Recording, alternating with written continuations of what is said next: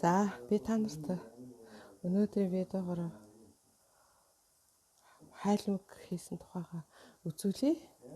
Би хайлмаг хийхдээ өнөөдөр энэ сетерромог ашиглалаа. Энэ бол тослог ихтэй ийм ром байгаа. Ерөнхийдөө бол манай цэцгийтэй лавтрхан.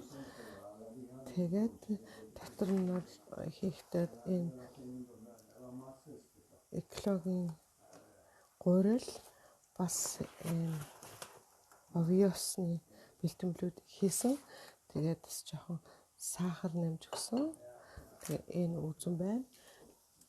Тэгээ буцалгаад одоо ингээд сайхан утгаад буцалгахаар юм. Одоо ерөнхийдөө бол болчих маш их шар тус гарч байна. Гэт миний өглөөний цайны сайхан хайлмаг бэлэн болжээ. Та нар мөн бас хайлмаг хийгээрэй. Өцгөрөөрөө би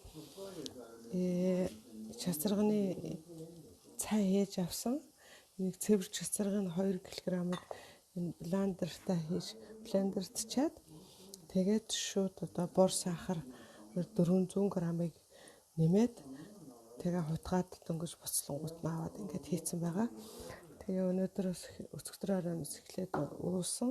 Ингээд уухт бол үнэхээр сайхан нэг аяг юм уусандаа 2 ийм амны халбаараа 2 хийгээд тэгээд ууж байгаа.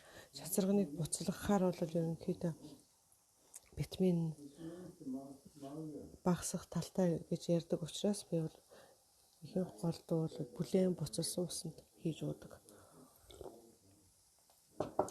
За та нар мань ингээд над шиг эрүүл мэндэд итгээд сайхан хайлмгаа хийж идээд чацаргантай цай хийж уугаарай.